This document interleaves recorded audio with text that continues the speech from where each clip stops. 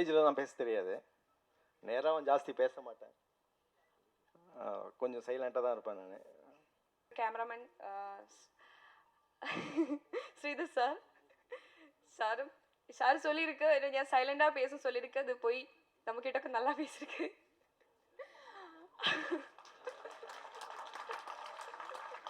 நீ இது மாதிரி இன்னொரு மேடையில் இப்போ நீ பேசினீன்னா உனக்கு சான்ஸே இல்லாமல் போயிடும். நிறைய பேரோட ரகசியங்களை நீ வந்து வெளியே சொன்னீங்கன்னா அடாடா வந்து பேசாமல் போயிடுவாங்க, இல்லை சான்ஸ் கொடுக்காம போயிடுவாங்க. ஹீரோன்னு பேசினாங்க, ரொம்ப ஃப்ராங்காக பேசினாங்க. ஷூட்டிங்கில் டெக்னீஷியனை பார்த்து பேசுங்க. நீங்கள் அங்கே தனியாக பொறுப்பிட்டுலாம் அடுத்த இசை லிட்டர் வெளியே வந்துடும். உஷாராக இருங்க. இந்த படத்தில் எனக்கு என்னுடைய ஃபோட்டோ பார்த்து என்ன செலக்ட் பண்ணிது சார் வந்து ஃபோனில் பேசிட்டு எங்கிட்ட சொல்லி ஓகே இதெல்லாம் அது கேரக்டர் ஓகே ரக்ஷா கேரக்டர் சூட்டாக இருக்குது, ஓகே நீங்கள் யார் செலக்டட்னு சொல்லி அப்போ ஓகே த்ரெட்டு மட்டும் எனக்கு ஃபோனில் சொல்லியிருந்துச்சு. அப்போ எனக்கு அது கேட்டப்போ எனக்கு ரொம்ப பிடிச்சிருச்சு. நான் சொல்லி சார் ஞானே பண்ணுறோம் சார் சொல்லி, ஆனால் எனக்கு பூஜைக்கு எனக்கு வர முடியல. அதில் இந்த கமர்கட்டு மிட்டாய் எல்லாருக்கும் கொடுத்துருக்குன்னு தெரிஞ்சிருச்சு. ஆனால் எனக்கு இது வரைக்கும் கமர்கட்டு மிட்டாய் நான் இது வரைக்கும் சாப்பிடவே இல்லை. இந்த இன்விடேஷன் கார்டு கிடைச்சதுக்கப்புறம் அந்த கமர்கட்டு மிட்டாய் நான் சாப்பிட்டது. அப்புறம் இங்கே வந்தப்போ திடீர்னு வந்து எக்ரிமெண்ட் போட்டது வந்தப்போ வந்து சார் என்ன சொல்லினா, ஐயோ ஃபோட்டோலேயே கூட கொஞ்சம் குண்டாக இருக்குது, கொஞ்சம் கம்மி பண்ணணும்னு சொல்லி அப்படியே வந்து நான் வந்து ஒரு ஷூட்டிங்க்கு முன்னாடி எல்லாம் அந்த கேரக்டருக்கு ஏற்ற மாதிரி வந்திருக்கு. அப்போ விஷுவல் பார்த்தப்போ எனக்கு தெரிஞ்சிருக்கு சார் சொல்லியது கரெக்டு, இந்த ஸ்கூல் பொண்ணுக்கு நல்லா சூட்டாக இருக்குது. அப்புறம் இந்த படத்தில் இருந்தால் ஒவ்வொரு சீன்ஸுக்கு வந்து ஒவ்வொரு லொக்கேஷன் போய் பண்ணியிருக்கு. அது ரொம்ப எனக்கு நிறைய லொக்கேஷன்ஸ் பார்த்துருக்கு. இதில் வந்து லொக்கேஷன் மீன்ஸ் திருவண்ணாமலை இருந்தால் சென்னையில் இருந்தாலும் ஒவ்வொரு இடம் கிராமத்துலக்கு போயிட்டு பண்ணியிருக்கு. ரொம்ப இன்ட்ரெஸ்டாக இருக்குது அது இப்போ சொல்லும்போது. அப்புறம் ராம்கி சார்கிட்ட நான் அன்னைக்கு கேட்டிருக்கு சார் சொல்லலாம். சார் வந்து இதில் லிரிக்ஸு சாராக பண்ணியிருக்கு. அந்த லிரிக்ஸோட மீனிங் கேட்டப்போ எனக்கு என்ன சாருடைய வாழ்க்கையில் வந்து இந்த மாதிரி ஒரு இன்சிடென்ட் நடந்திருக்கும் எனக்கு ஒரு டவுட்டாக இருக்குது. அது சார் இப்படி கரெக்டாக எழுதியிருக்கு. அப்போ மீனிங் கேட்டப்போ ஓகே சாருக்கு இந்த மாதிரி ஒரு என்ன நடந்திருக்கும், அப்படியே கரெக்டாக எழுதியிருக்கு. அது இப்போ சார் சொல்லலை என்கிட்டேன்னா. இப்போ சார் பேசும்போது அந்த ஐயோ சாருங்க சார் சொல்லுங்க. அப்புறம் என் கூட நடித்தா மனிஷ் என்னோட சிஸ்டர் பூங்கொடி. ரொம்ப லொக்கேஷனில் இருந்தாலும் எனக்கு ஒரு ரொம்ப ஃப்ரெண்டுன்னு சொல்லலாம். சிஸ்டர் எல்லா சீனும் வந்து எனக்கு டைலாக்ஸுக்கு சொல்லும்போதும் மனிஷ் வந்து இப்படி பண்ணுங்க எனக்கு சொல்லியிருக்கேன் நான் டைலாக் ஸ்லாங்கு. அப்புறம் வந்து யுவனாக இருந்தாலும் ஸ்ரீநாமாக இருந்தாலும் ரொம்ப ஜோலியாக ஸ்கூல் லைஃப்பில் திரும்பி போன மாதிரி இருக்குது லொக்கேஷனில். அப்புறம் ராம்கி சார் ஒரு ஃப்ரீடம் கொடுத்து நம்மக்கிட்ட இருந்து வேலை வாங்கியிருக்குன்னு சொல்லலாம். ரிலாக்ஸாக ஒர்க் பண்ண முடியும் சாரை கூட. அப்புறம் வந்து Faisal sir music director sir நல்லா சாங் வந்து கேட்டப்போ எனக்கு ரொம்ப பிடிச்சிருக்கு. எனக்கு பண்ணும்போது நல்லா பண்ணியிருக்கு சார், தேங்க்யூ. அப்புறம் ப்ரொடியூசர் சந்திரமோகன் சார் ரொம்ப நன்றி சார். இந்த படம் வந்து ஏன்னா இது வரைக்கும் ஸ்பீடாக வந்து இங்கே வரைக்கும் கொண்டு வந்துடுச்சு சார், ரொம்ப நன்றி சார். அப்புறம் கேமராமேன் ஸ்ரீதர் சார் சொல்லியிருக்கு நான் சைலண்டாக பேச சொல்லியிருக்கு. அது போய் நம்மக்கிட்ட நல்லா பேசியிருக்கு.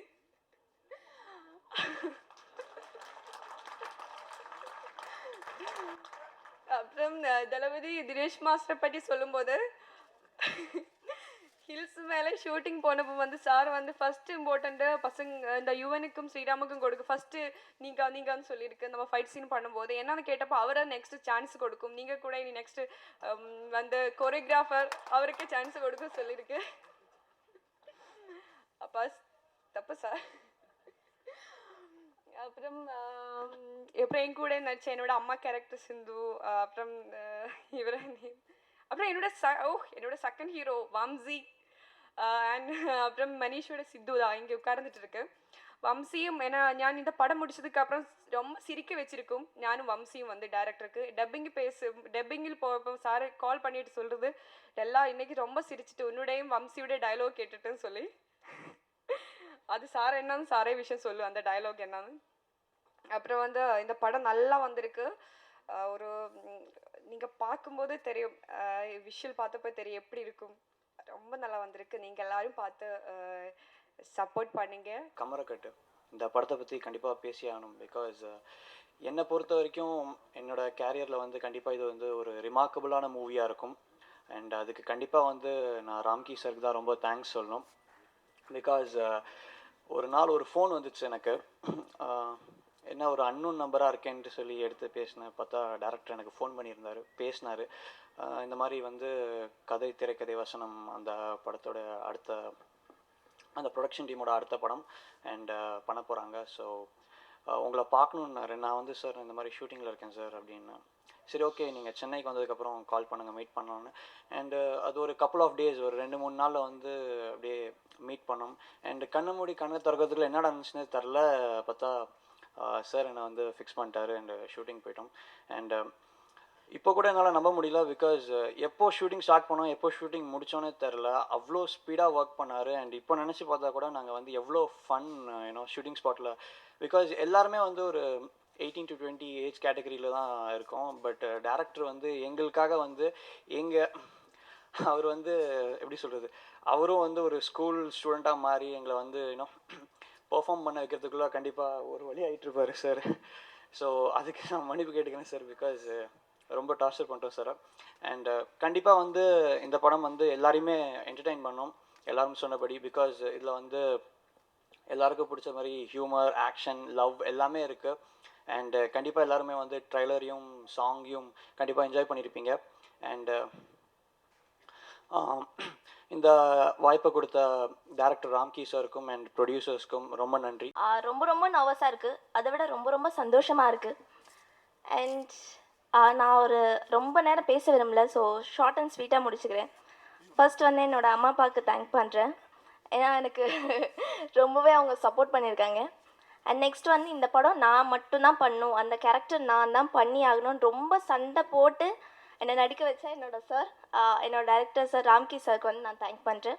அண்ட் ப்ரொடியூசர்ஸ், ஹீரோ, டெலாராஜ், எல்லாருக்கும் சாங்ஸ் எல்லாருக்கும் தேங்க்யூ. அதுக்கப்புறம் கமர்கட்டு இந்த படத்தை பற்றி எனக்கு உண்மையிலேயே ரொம்ப சந்தோஷமாக இருக்குது. ஏன்னா கதை, திரைக்கதை, வசனம் இப்படி அப்படி ஒரு பெரிய படத்தை ப்ரொடியூஸ் பண்ண ப்ரொடியூசர் வந்து இந்த படத்தை வந்து ப்ரொடியூஸ் பண்ணுறாங்க அப்படின்னு சொன்னப்போ எங்களுக்கு உண்மையிலேயே ரொம்ப சந்தோஷமாக இருக்குது. நான் வந்து சாருக்கு ரொம்ப தேங்க்ஸ் சொல்லிக்கிறேன். Thank you sir. அதுக்கப்புறம் இந்த படத்தோட ஷூட்டிங்ஸ் பற்றி சொல்லணுன்னா முக்கால்வாசி திருவண்ணாமலையில் எடுத்தோம். கிட்டத்தட்ட எப்படின்னா போகும்போது நல்லா ஒரு ஆப்பிள் பழம் மாதிரி போனோம், வரும்போது அப்படியே ஒரு கருவாடு மாதிரி வந்தோம். அந்த அளவுக்கு வெயிலில் வாட்டி எடுத்துட்டாங்க. அதுக்கப்புறம் இந்த படத்தில் வந்து எங்கள் கூட வந்து நானும் இவனும் சேர்ந்து பண்ணியிருக்கோம். அதுக்கப்புறம் எங்கள் கூட வந்து 2 ஹீரோயின்ஸ் பண்ணியிருக்காங்க. ஹீரோயின்ஸ்னு சொல்லலாம், ஆன்டி ஹீரோயின்ஸ்னு சொல்லலாம், அது படம் பார்க்கும்போது உங்களுக்கே தெரியும். அதுக்கப்புறம் 2 ஹீரோஸ் பண்ணியிருக்காங்க. அவங்களும் ஹீரோஸ்ன்னு சொல்லலாம், ஆன்டி ஹீரோஸ்ன்னு சொல்லலாம். இது நான் சொல்கிறது வந்து கண்டிப்பாக படம் பார்க்கும்போது உங்களுக்கு புரியும்.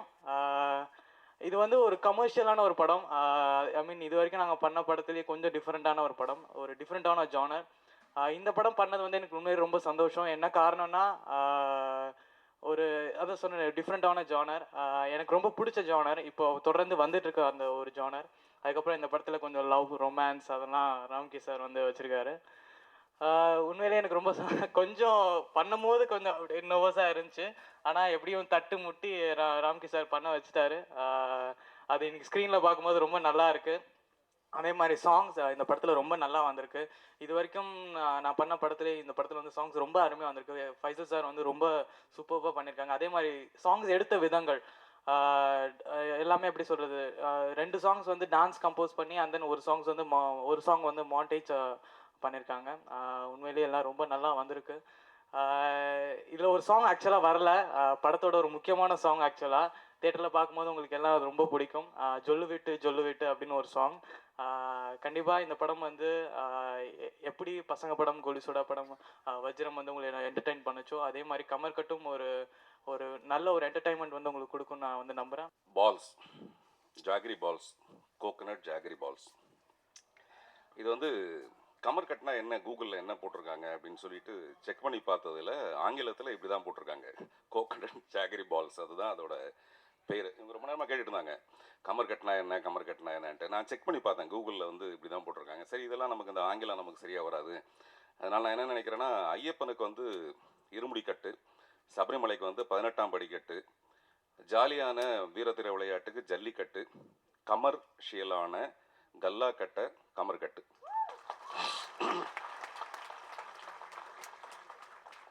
அப்படின்னு ராம்கி ராமகிருஷ்ணனை வந்து இயக்குனரை வாழ்த்துகிறேன்.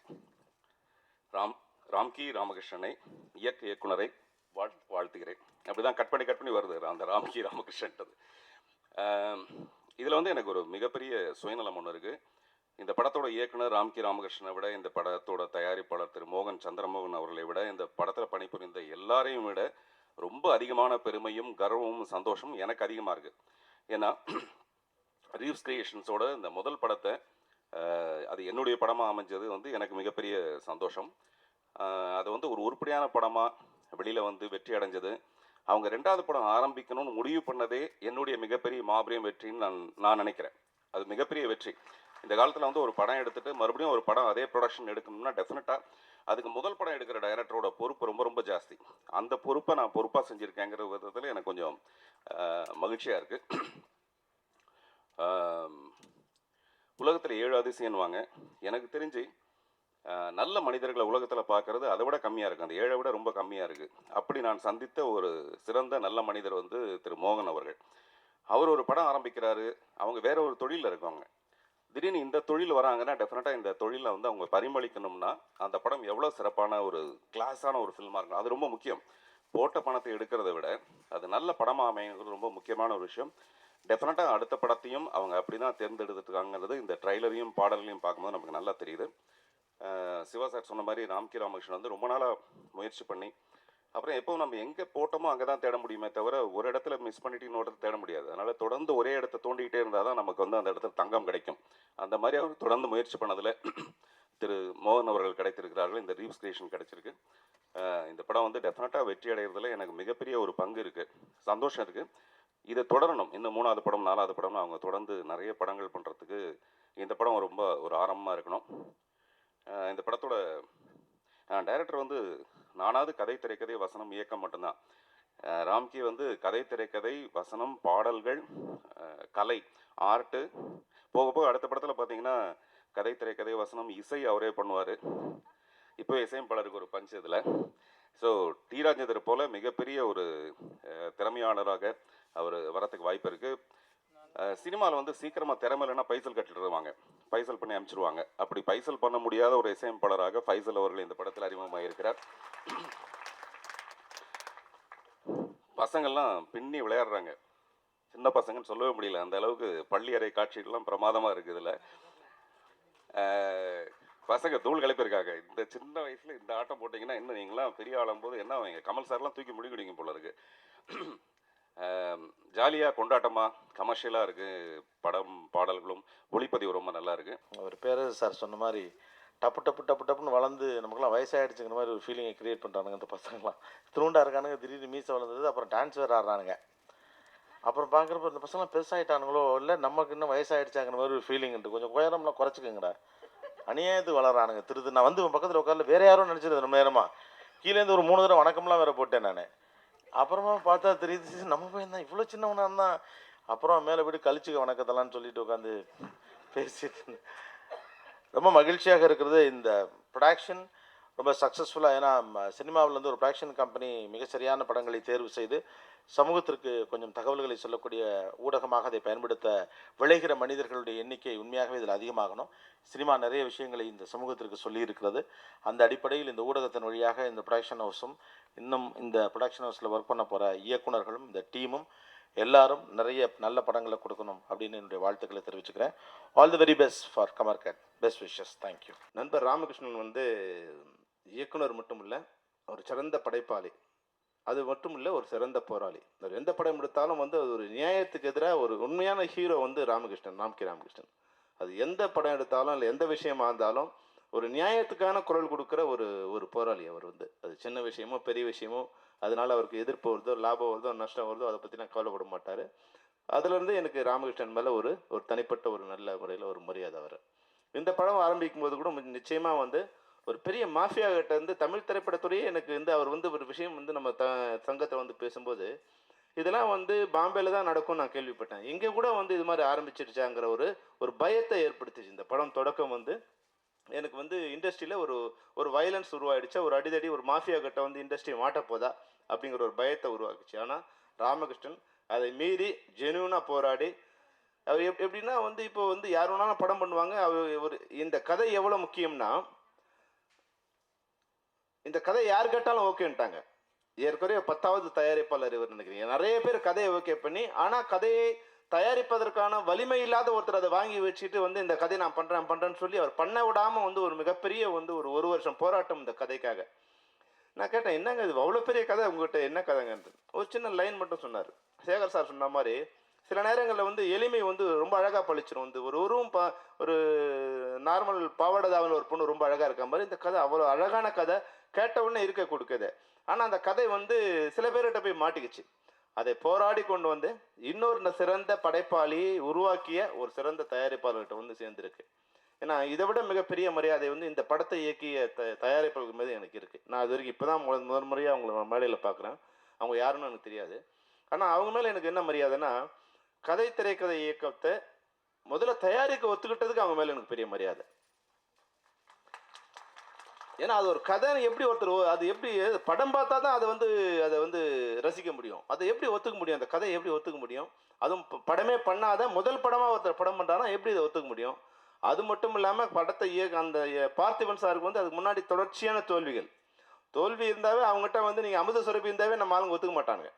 அவன்கிட்ட வைரம் இருந்தால் கூட அது வைரக்கல்ல வந்து இவனுக்கு கூழாங்கல்ல தான் மதிப்பாங்க. ஏன்னா அவங்ககிட்ட வெற்றி இல்லை, அவர் வந்து ஃப்ளாப்பில் இருக்காருன்னு.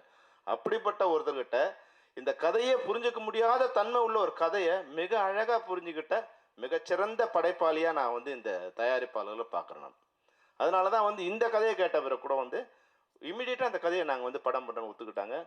படம் பண்ணும்போது கூட இந்த கடையில் சின்ன சின்ன பிரச்சனைகள் இருந்தது. ஆனால் அதுக்கெல்லாம் பயப்படாமல் அந்த நேர்மை, எனக்கு தைரியம் எனக்கு பிடிச்சிருந்தது. இந்த கதையை நான் படம் பண்ணுறோம், அதனால் என்ன பிரச்சனை வந்தாலும் நாங்கள் ஃபேஸ் பண்ணுறோம், அதை மனதளவில் ஏற்றுக்கிட்டு செயலளவு கூட வந்து எந்த விதமான தொந்தரவும் இயக்குனருக்கு இல்லாமல். ஏன்னா நான் கடைசியாக என்கிட்ட இன்விடேஷன் கொடுக்கும்போது நான் கேட்டேன், ஏதாவது அதனால் பிரச்சனை ஏதாவது வந்ததா ராம்கின்னு. இல்லை சார், ப்ரொடியூசர்ஸ் எனக்கு ரொம்ப சப்போர்ட்டாக இருந்தாங்க. அதனால் கடைசி வரைக்கும் இயக்குனருக்கு உதவிகரமாக இருந்த சந்திரமோகனுக்கு என்னுடைய வாழ்த்துக்கள். அது மட்டும் இல்லாமல் வந்து படத்தை ஆரம்பிக்கும் போது வந்து ராம்கிருஷ்ணர் சார், நான் படம் நீங்கள் எல்லோரும் வந்து எங்கள் கேசட் வெளியிற்கு வரணும் சார், நாங்கள் வந்து நம்ம சங்கத்துக்கு ஒரு டொனேஷன் கொடுக்க போகிறார் ப்ரொடியூசர்ஸ், நீங்கள் எல்லோரும் கொஞ்சம் நான் பேசியிருக்கேன்னு. நான் நினச்சேன், சரி ஓகே, படம் ஆரம்பிக்கிற ஜோரு. இப்போ படம் எடுத்து இவங்க படம் ஒரு கேசட் ரிலீஸ் போது ப்ரொடியூசருக்கும் இவருக்கு எப்படி உறவுக்கு தான் முதல்ல இவருக்கே ஒரு சம்பளம் கொடுக்குறாரா இல்லையா, இதெல்லாம் பார்த்து தானே வரணும் இவர். அந்த நேரத்தில் எங்கே வர போகிறாங்கன்னு நினச்சேன். ஆனால் ராம்கி சொன்ன மாதிரியே கரெக்டாக வந்து தமிழ்நாடு திரைப்பட இயக்குனர் சங்க அறக்கட்டளைக்கும் தமிழ்நாடு திரைப்பட சங்கத்தின் இயக்குநர்கள் உறுப்பினர்களோட குழந்தைகள் கல்வி நிதிக்காக ஒரு பெரிய நிதியை வந்து அவங்க வந்து எங்களுக்கு நிதியாக கொடுக்குறாங்க. காசுக்கு பெருசாக அதிகமாகங்கிறது இல்லை, ஆனால் பரிச்சயமே இல்லாமல், திரைப்படத்துறைக்கு பரிச்சயமே இல்லாமல் முதல் முறையாக வரும்போது மிகப்பெரிய ப்ராஜெக்டுக்கு இல்லாமல் இருந்த இந்த இது வந்து எங்களுக்கு கொடுத்ததுக்காக நான் நன்றியை தெரிவிச்சுக்கிறேன். நான் சொன்னேன் ராம்கி, பெரிய விஷயம் ராம்கின்னு. அப்போ அவர் சொன்னார், இல்லை சார், வந்து இன்னும் கூட அவங்க வந்து எஜுகேஷன் ஃபீஸ்க்காக பணம் தரேன்னு சொல்லியிருக்காங்க. ஏன்னா இது இல்லாமலே வந்து அவங்க வந்து நிறைய கல்வி உதவிகள் வந்து பண்ணிக்கிட்டு இருக்காங்கன்னு. அப்போ தான் சம்பாதிக்கும் போது அந்த பணத்தை இல்லாதவங்களுக்கு கொடுத்து மகிழ்கிற ஒரு குணம் இருக்கிற இந்த தயாரிப்புகள் நிச்சயமாக வந்து இந்த இண்டஸ்ட்ரியில் மேலே வந்தாங்கன்னா பல இயக்குநர்களுக்கு வந்து அவங்க வாழ்க்கை அளிப்பாருங்கிறதுல வந்து எந்த விதமான சந்தேகம் இல்லை. எங்கள் சங்க உறுப்பினருக்கு ஒரு 10 பேருக்கு 20 பேருக்கு நிச்சயமாக வந்து ஒரு வாழ்க்கை கிடைக்கணும்னு நான் நிச்சயமாக நம்புகிறேன். அதுக்கப்புறம் இந்த படத்தை நான் சாங்ஸ் எதுவும் பார்க்கல ராம்கி, அதனால் வந்து அதனால் அவங்க பேசின மாதிரி என்னால் பேச முடியாது. இருந்தாலும் வந்து சாங்ஸ் 2 தடவை எனக்கு ஒரு சாங்ஸுக்காக அந்த சின்ன சின்ன இது வரிகளை வந்து நானே வரி எழுதியிருக்கேன்னு காமிச்சார். அது பார்க்கும்போதே வந்து ரொம்ப ஈஸியாக கேட்சியாக எனக்கு வந்து டி ராஜேந்தர் பாடல்கள், பழைய அந்த பாடல் கேட்குற மாதிரி ஒரு ஃபீல் இருந்தது. அப்புறம் நம்ம இயக்குனர் பேரரசு கூட வந்து அந்த அவர்கிட்ட சொன்னேன், இந்த பாட்டு ஒன்றுக்கே எனக்கு நீங்கள் ஒரு பாட்டு எழுதி கொடுங்க பேரரசுன்னு. அது மாதிரி வந்து சில இயக்குநர்கள்ட்ட அந்த திறமை இருக்குது. அதுபோல் எழுதக்கூடிய, அதாவது கதைவசனம் மட்டும் இல்லாமல் பாடலையும் எழுதக்கூடிய திறமை வந்து மிகச்சிறந்த திறமை ராமகிருஷ்ணன் இருக்குது. மிகச்சிறந்த படைப்பாளி. அவருக்கு அந்த நேரம் சரியாக வரல. அவர் 2 படம் பண்ணி இந்த படம் வந்து மிகப்பெரிய அவருக்கு வெற்றியை ஏற்படுத்தி தரணும். தமிழ் திரைப்படத்துறையில் அவரும் மிகச்சிறந்த இயக்குனர் இடத்தை அவர் பிடிக்கணுங்கிறது நான் அவரை வாழ்த்துறேன். அப்புறம் நண்பர் சதீஷ், அவர் வந்து என் படத்துக்கு வந்து ஒர்க் பண்ணார். ஒரு விஷயம் மட்டும் நான் சொல்கிறேன், என்கிட்ட யாராவது ஒரு எடிட்ரு ஒர்க் பண்ணி கடைசி வரைக்கும் என் கூட இருந்தான்னா அவனை விட பொறுமைசாலி உலகத்தில் எவனும் கிடையாது. ஏன்னா அவ்வளோ டார்ச்சர் என்னோட எடிட்டருக்கு தான் அவ்வளோ டார்ச்சர். நான் வந்து வேற யாரும் மற்றவங்கள்ட்ட பெருசாக டார்ச்சர் பண்ண மாட்டேன். என் எடிட்டர் மொத்தம் ஒரு படத்தை நான் 100 தடவை எடிட் பண்ணேன். எடுக்கிறது வேற கொஞ்சம் ஃபுட்டேஜ் அதிகமாக இருக்கும். ஏறக்குறைய ஒரு 1,00,000 ஃபீட் இருக்குன்னு வச்சுங்க. 1,00,000 ஃபீட் அவன் 100 தடவை எடிட் பண்ணணும். 6 மாதம் அவன் என் கூட சேவணும். நான் ஃபில்ம் இன்ஸ்டியூட்டில் படிக்கும்போதே வந்து எங்களுக்கு அவங்க 1000 அடி தான் ஃபுட்டேஜ் கொடுப்பாங்க. அதில் ஒரு 10 பேர் ஃபிலிம் இன்ஸ்டியூட்டில் ஒரு டைரக்டர், ஒரு கேமராமேன், ஒரு எடிட்டர், ஒரு மாதிரி 10 பேர், 10 பேருக்கு 10 யூனிட். என் கூட ஒர்க் பண்ண எடிட்டர் வந்து என் கூட வந்து ஒரு 3 மாதம் ஒர்க் பண்ணிட்டு சொன்னேன், சார் நான் சினிமாவுக்கு வரல சார், நான் டிவிக்கு வேலை செய்யறதுக்காக இங்கே படிக்க வந்தேன், உங்கள் கூடலாம் என்னால் ஒர்க் பண்ண முடியாது சொல்லிட்டு போயிட்டான். என்னை டிப்ளமா பண்ண முடியல. அப்போ வந்து இப்போ தரணி இருக்கார் இல்லையா, தூள் பண்ண தரணி, அவர் வந்து அப்போ எங்கள் இன்ஸ்டியூட்டில் எடிட்டிங் படிச்சுட்டு இருக்காரு. அவர் இன்னொரு கேமரா டைரக்டருக்கு அவர் வந்து எடிட்டர். அவனை இப்போ அவங்க அப்பா வந்து என்னோட காலேஜ் வாத்தியார். அவனை தேடி கண்டுபிடிச்சி கொண்டு வந்து அவனை ஒர்க் பண்ண சொன்னான். ரமணி வந்து என்னோட எடிட்டர். அவன் ஒர்க் பண்ண ஒரு 3 மாதத்துக்கு. அந்த 1000 அடியே வந்து நான் வந்து 60,000 அடி எடிட் பண்ணேன். அவ்வளோ நாள் 6 மாதம் எடிட் பண்ணேன். நான் போனாவே வந்து எடிட்டிங் வாத்தியார் வந்து லாக் பண்ணிவிடுவார். அப்பா நீ நாளைக்கு வாப்பானார். இல்லை சார் கொஞ்ச நேரம் தான். நான் எப்பா நீ உள்ளே போனால் வெளியே வர மாட்டேப்பா, நீ வந்து தயவுசெய்து நாளைக்கு வான்பார்.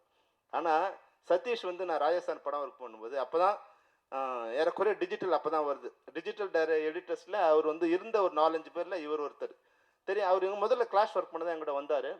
ஆனால் நான் எந்த நேரத்துக்கு கூப்பிட்டாலும் நைட்டு 1 மணி 2 மணி பகல் எந்த இரவு பகல் மாத கணக்கு இல்லாமல் நிறைய மாத கணக்கில் தான் எங்கிட்ட ஒர்க் பண்ணி அவனை எடிட்டிங்கில் இருந்தா அழகாக எங்கிட்ட ஒர்க் பண்ணார். நான் வந்து அவர் பார்க்கும்போது நினச்சேன், நிச்சயமாக டிஜிட்டல் துறை மாறும்போது சதீஷ் வந்து இந்த துறையில் மிகச்சிறந்த அசைக்க முடியாத ஒரு இடத்த வந்து அடைவார்னு நினச்சேன். நிச்சயமாக வந்து இன்றைக்கி வெளியான பல வெற்றி படங்களோட எடிட்டராக வந்திருக்காரு. அவருக்கும் என்னுடைய இந்த சபையில் வந்து நான் வாழ்த்து தெரிவிக்க விரும்புகிறேன். இந்த படத்தோட இந்த விழாவோட நாயகன் திரு ஃபைசல் வந்தவொடனே என்கிட்ட ஒரு கேசட் கொடுத்தாரு. அந்த ஒரு என்ன சொல்கிறது, ஒரு தன்னோட அங்கீகாரத்தை, சார் இது மாதிரி என்னோட கேசட்னு. நான் அது கேசட்டில் நான் படிக்க தான் முடியும், கேட்க முடியாது இல்லையா. இருந்தால் கூட திருப்பி அதை பார்த்தேன், அந்த லைன்ஸை பார்த்தம்போது நிச்சயமாக வந்து இந்த வரிகள் எளிமையாக இருக்குது, அதுக்கேற்ற மாதிரி இந்த பாடல் இருக்கும். நான் உங்கள் பாடலை கேட்டுட்டு உங்களுக்கு சொல்கிறேன் ஃபைசல். நிச்சயமாக அதாவது வந்து இந்த இசை வந்து இப்போது சமீபத்தில் வந்து பாமர மக்களுடைய சாதாரண மக்களுடைய இசை பிரதிபலிக்கிற இசைகள் வந்து மிகப்பெரிய வெற்றி அடையுது. அதுபோல் இந்த பாடல் இருக்கும்னு நான் நினைக்கிறேன். நிச்சயமாக வந்து எதிர்காலத்தில் உங்களுக்கும் வந்து ஒரு சிறப்பான இடத்தை வந்து நீங்கள் அடைவீர்கள். என்னுடைய வாழ்த்துக்கள். திருப்பாச்சி படம் பண்ணி முடிச்சதுக்கப்புறம் எனக்கு திருப்பாச்சி பேரரசுன்னு பேர் இல்லை, எப்போ வெறும் பேரரசு தான். ஆனால் நடித்தவங்க சில பேருக்கு ஒரு ஐயர் நடித்தார், அதுக்கப்புறம் திருப்பாச்சி ஐயர்னு மாறிட்டார். இது நிறைய பேர் திருப்பாச்சியாக மாறிட்டாங்க. நான் வெறும் பேரரசாக தான் இருந்தேன். அது மாதிரி தளபதினு படம் பண்ணார் Mani Ratnam sir, Rajini sir hero நடித்தார். தளபதி மணிரத்னம் அவருக்கு பேர் வரல, தளபதி ரஜினிகாந்த்னு ஒரு பேர் வரல. அதை அடிச்சு பண்ண ஒருத்தர் உங்களுக்கு தெரியும், தளபதி தினேஷ். சரி அதுதான் போதுன்னு விட்டா இப்போ ரிங்டோன் வச்சுருக்காரு. இப்போ கண்டுபிடிச்சேன், என்ன தளபதி தளபதி எங்கள் தளபதி தளபதி. இளைய தளபதி போட்ட சாங்கை இப்போ ரவேஷ் பண்ணிட்டார். அது மாதிரி இப்போ தளபதி திரும்பி மன்னனை மாறணும். அதுக்கப்புறம் இந்த கானா பாலாவை நிறைய பேர் தேடி தர்றாங்க. முக்கியமாக அந்த கல்லூரி பெண்கள் பொம்பளைங்களாம் தேடி தர்றாங்க. எல்லா படத்துலையும் பொம்பளைங்களை திட்டியே பாடிக்கிட்டு இருக்காரு. இன்னும் கொஞ்சம் பச்சை திட்டல, நாசமாக போக நாரி போக மூதேவி எல்லாம் திட்டு. அது மூதினம் போட்டார், வார்த்தை போட்டார். அது மாதிரி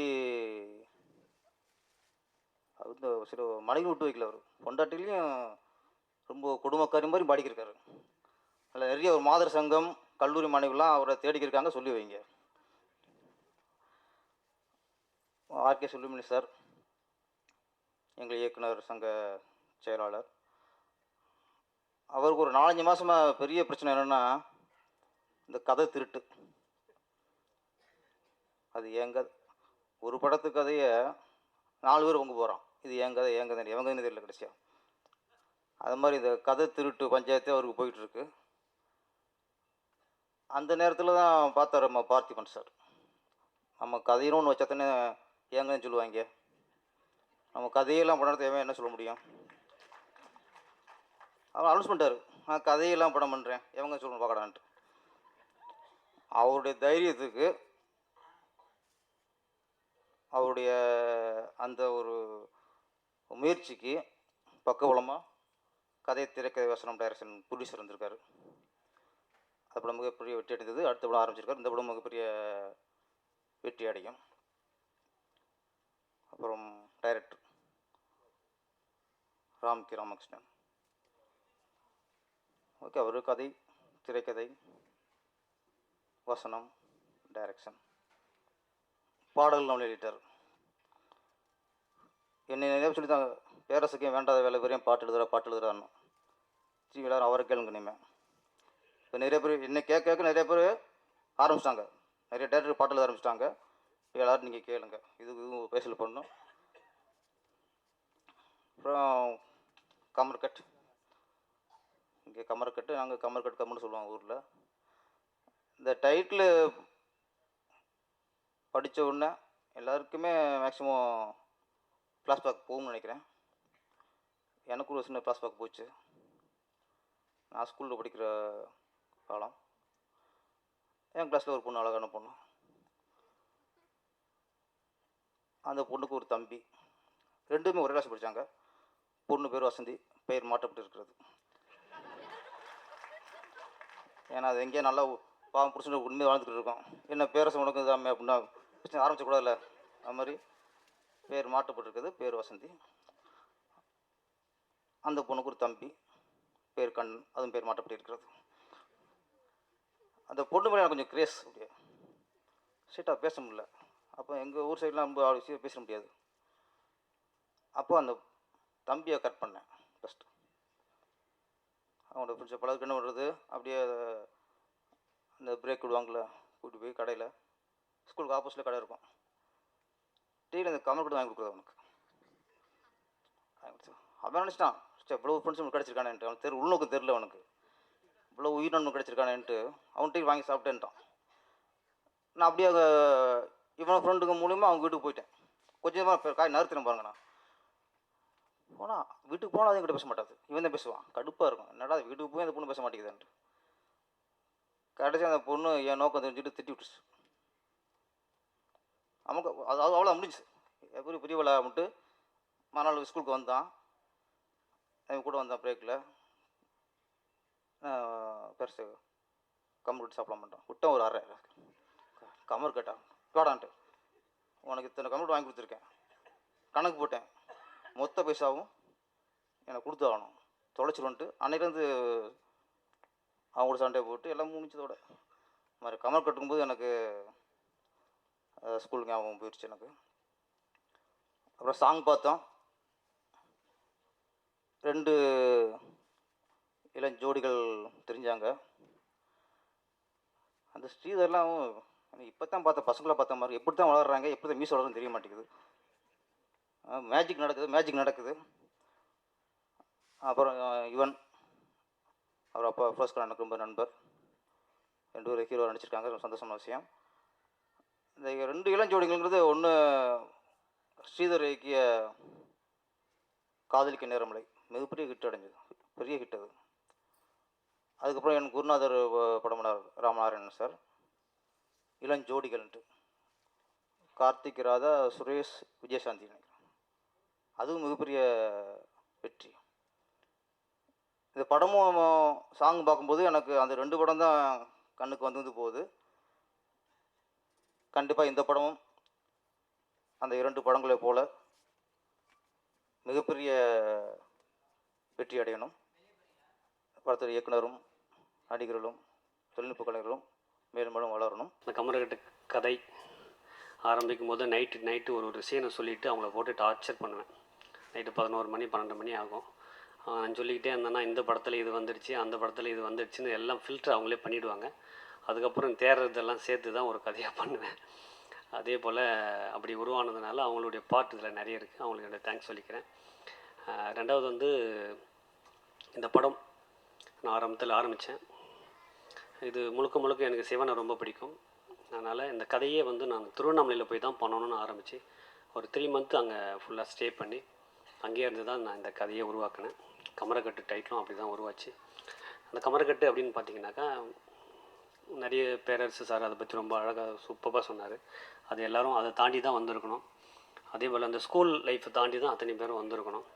மறக்க முடியாத ஒரு நினைவுகளாக இருக்கும் அந்த இடம். ஸோ அதை பேஸ் பண்ணி தான் அந்த கதையை பண்ணணும் அப்படின்னு முடிவு பண்ணி இந்த கதையை பண்ணேன். அப்புறம் கமர்கட்டு டிசைன்ஸ் அதை பண்ணும்போது அந்த டைட்டிலில் பார்த்தீங்கன்னாக்கா கமரக்கட்டுன்னு வச்சுருக்கலாம், ஆனால் அது வந்து உத்ராட்சத்தை நான் வச்சேன். உத்ராட்சத்தோட பவர் என்னன்னு உங்களுக்கு எல்லாருக்கும் தெரியும், கமரக்கட்டு பவர்னு தெரியும். அது ரெண்டும் ஒன்றா இருக்கட்டும் தான் அதில் வச்சேன். ஸோ இப்படி ஆரம்பித்து பண்ணப்பட்ட கதை தான் கமரக்கட்டு. ஸோ இது வந்து ஒரு நல்ல நிறுவனத்துக்கு பண்ணணும்னு ஆரம்பத்தில் ட்ரை பண்ணேன். அது கொஞ்சம் தள்ளிக்கிள்ளி வந்துட்டு கடைசியில் சந்தைக்கு போனது தான் ரிவ்யூஸ் கிரியேஷன்ஸ். அந்த கம்பெனிக்கு வந்து ஒரு நண்பர் மூலியமாக போய் நான் கதை சொல்கிற சுச்சுவேஷன் வந்தது. முதல்ல நான் போய் பேசும்போது கூட திரு வினோத் சார் அவர்கள் தான் நான் இதை மீட் பண்ணி சும்மா ஒரு 5 minutes தான் பேசினேன். இதுதாங்க கதையோட லைன், உங்களுக்கு பிடிச்சிருந்தா சொல்லுங்கள். அந்த 5 minutes சொன்னதுலேயே அவர் இம்ப்ரெஸ் ஆகிட்டு அதுக்கப்புறம் நெக்ஸ்ட் மீட்டிங் தான் வந்து ப்ரொடியூசர் கூட அவருக்கு எனக்கு கொடுத்தாரு. நாங்கள் போய் ஃபுல் கதையும் சொன்னேன். அவர் கேட்டு முடிச்சுட்டு சரிங்க நல்லா இருக்கு நம்ம மீட் பண்ணுவோம் அப்படின்னு சொல்லிட்டு வந்துட்டேன். அதுக்கப்புறம் கொஞ்ச நாள் கழித்து அவங்களே எனக்கு இந்த கூப்பிட்டுட்டு நிறைய கதைகள் நாங்கள் கேட்டோம், அதில் வந்து உங்கள் கதை எனக்கு பிடிச்சிருக்கு அப்படின்ட்டு ஒரு அட்வான்ஸ் கொடுத்தாங்க. அட்வான்ஸ் கொடுக்கறதுக்கு நிறைய மெத்தட்ஸ் இருக்குது. நான் நிறைய கம்பெனியில் அட்வான்ஸ் வாங்கியிருக்கேன், நிறைய இது பண்ணியிருக்கேன். பட் கொடுக்கும்போது ஒரு மெத்தட் இருக்குது. ஒரு தட்டு வச்சு தட்டில் நிறைய பழங்கள், அதில் பூ, அதில் சுற்றி அந்த நோட்டெல்லாம் அடுக்கி வச்சு அதை தூக்கி அது சாமிக்கிட்ட கொண்டு போய் அது கொண்டு வந்த விதமே வந்து ரொம்ப சூப்பராக இருந்தது. அங்கேயே அது அவர் கொடுத்த விதம் எனக்கு வந்து ரொம்ப இம்ப்ரெஸ் பண்ணிச்சு. அதை வாங்கிக்கிட்டு இந்த சக்ஸஸ்ஃபுல் படமாக கொடுக்கணும் ராம்கி. முதல்ல ஒரு படத்தை நாங்கள் சக்ஸஸ்ஃபுல்லாக கொடுத்துட்டோம், அதனால் இந்த படத்தையும் சக்ஸஸ்ஃபுல்லாக கொடுக்கணும் அப்படின்னு அட்வான்ஸ் கொடுத்தாங்க. வாங்கிட்டு வந்ததுக்கப்புறம் தான் எனக்கு பயம் ரொம்ப அதிகமாக வந்துடுச்சு. ஏன்னா இதுக்கு முன்னாடி படம் பண்ணது வந்து பார்த்திபன் சார். உங்களுக்கு அவர் எவ்வளோ க்ரியேட்டிவிட்டியை உள்ளே கொடுப்பாருன்னு உங்களுக்கு எல்லாருக்கும் தெரியும். ஒரு விஷயத்தையும் மெனக்கிட்டு ப்ரொடியூசரை இம்ப்ரெஸ் பண்ணி வச்சுருப்பார். அவரை ஓவர்டேக் பண்ணி நான் என்ன கொடுக்குறது இதை பெஸ்ட்டாக அப்படின்றதுக்கு வந்து எனக்கு பயம் அதிகமாக இருந்தது. ஸோ கொஞ்சம் ஹார்ட் ஒர்க் பண்ண ஆரம்பித்தேன். அதுக்கப்புறம் இந்த ஸ்டெப் பை ஸ்டெப்பாக வந்து பூஜைக்கு வரும்போது கூட அடுத்த கட்டத்துக்கு இது நோக்கி வந்துச்சு. பூஜையிலையும் வந்து இப்போ யாரும் பூஜை போடுறதில்ல. நான் சொன்னேன் சார் இப்போ பூஜைகள்லாம் கொஞ்சம் கொஞ்சமாக குறையுது, ஆனால் நம்ம ஒரு ஆரம்பமாக இருக்கலாம் சார், ஒரு எக்ஸ்பென்சிவ் சின்னதோடு பண்ணிக்கலாம் இல்லை அப்படின்னு சொன்னேன். எக்ஸ்பென்சிவ் பற்றி பார்க்காதீங்க, நம்ம ஆரம்பமாக இருக்கிறோம் நீங்கள் சொல்லும்போது எனக்கு நல்லா இருந்தது, பூஜை போடுங்க அப்படின்னாரு. அந்த பூஜை ரொம்ப கிராண்டியராக போட்டு எல்லாரையும் வர வச்சு அது ஒரு நல்லா கேலப்பாக எல்லாரையும் வர வச்சு பண்ண ஒரு விஷயம் வந்து நல்லா இருந்தது. இது எதுக்கு சொல்கிறேன்னாக்கா, ஒரு விஷயத்தை சொல்லும்போதே இதில் வந்து என்ன இருக்குது, இது சரியாக வருமா, ரீச் ஆகுமா அப்படின்னு கணிக்கக்கூடிய ஒரு ஆள் சந்திரமோகன் சார். இன்னொருத்தர் பின்னாடி இருக்கார், நான் பேரை சொல்ல வேணான்ட்டாங்க சாருக்கும். ஸோ இந்த படத்தை என்னை நம்பி கொடுத்ததுக்காக ஃபர்ஸ்ட் ஆஃப் ஆல் நான் வந்து அவங்களுக்கு ஒரு மிகப்பெரிய தேங்க்ஸ் சொல்லிக்கிறேன். இது கொடுத்ததுக்கப்புறம்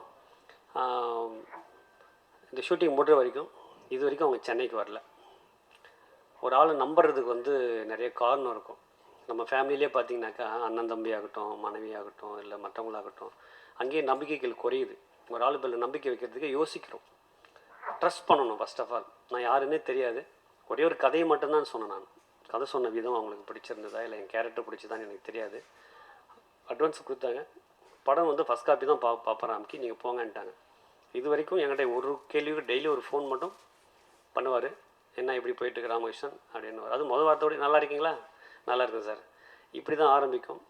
ஸோ இது போல் அவங்க வந்து அதிகமாக நம்பிக்கை வைக்க எனக்கு என் மேலே பயம் அதிகமாக வந்து நான் உண்மையிலே என்னுடைய எஃபோர்ட்ஸை மொத்தமாக கொட்டியிருக்கேன். அதில் நான் என்னுடைய தொழிலுக்கு எப்பவுமே துரோகம் பண்ண மாட்டேன். எனக்கு சினிமா நான் ரொம்ப பிடிக்கும். நான் இதை விட்டுட்டு வேறு பிஸ்னஸுக்கு போனேன்னா நிறைய சம்பாதிப்பேன் என்னுடைய இதுக்கு. பட் அது இதெல்லாம் எனக்கு சினிமா வந்து எனக்கு ரொம்ப பிடிக்கும். அதனால தான் அடுத்து இப்போ நீங்கள் பேசும்போது கூட வந்து கதை, திரைக்கதை, வசனம், பாடல்கள், கலை அப்படின்னும்போது அந்த ஸ்டெப்புக்கு போனதுக்கு காரணமே தான். ஆர்ட் டைரக்டராக அவங்களுக்கு நிறைய பேர் தெரியும். நான் ஒரு 30-40 படம் ஆர்ட் டைரக்டராக பண்ணிட்டேன். எல்லாமே விஜய் படம், சிம்பு, தனுஷன் எல்லாம் பெரிய பெரிய படங்கள் பண்ணிட்டேன். ஆனால் வந்தது டைரக்ஷனுக்கு. பட் எனக்கு வழி கொடுக்காததுனால கிடைச்ச வழியில் பயணம் பண்ணேன். வரும்போதே பாடல்கள் எழுதிட்டு தான் வந்தேன். நான் சொல்கிறது 20-30 வருஷத்துக்கு முன்னாடி அப்போவே எழுதிட்டேன். பட் அதுக்கு சந்தர்ப்பங்கள் அப்போ அமையலை. ஸோ இப்போ சந்தர்ப்பங்கள் அமையும் போது அதை நான் சரியாக பயன்படுத்திக்கணுன்றதில் ரொம்ப தெளிவாக இருந்தேன்.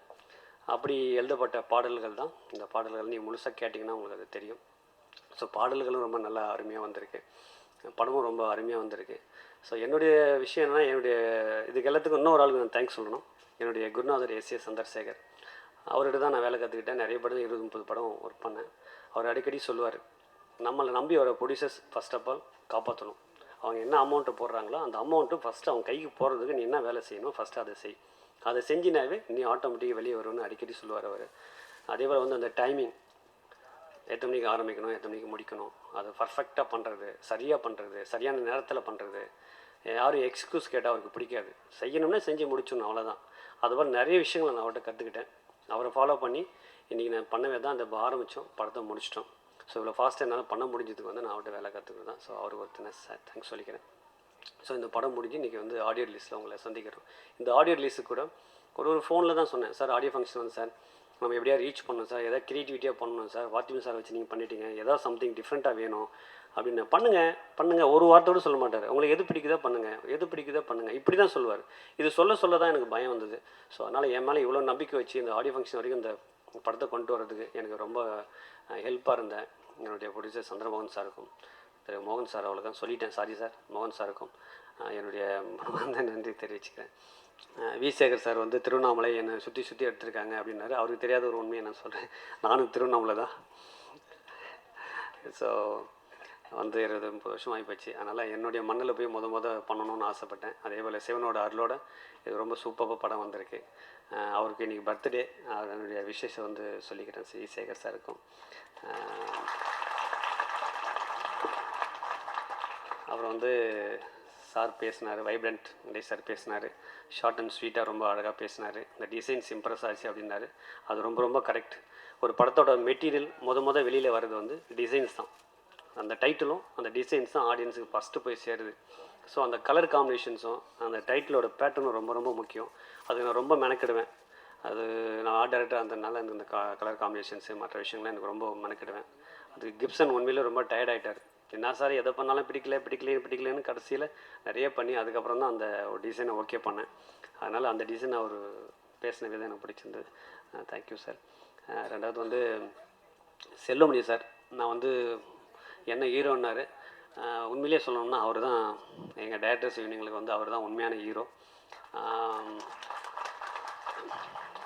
நான் அப்படி ஒரு எனக்கு கட்ஸ்னால் ரொம்ப பிடிக்கும். போல்டாக பேசுவேன், திமிருத்தனமாக பேசுவேன்.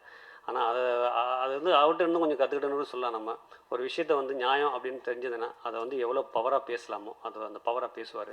அது என்ன நடந்தாலும் பரவாயில்லன்னு பேசுவார். அது எக்ஸாம்பிளுக்கு முன்ன படத்துலேயும் ஒரு சின்ன பிரச்சனை, அதுக்கும் அங்கே தான் போச்சு.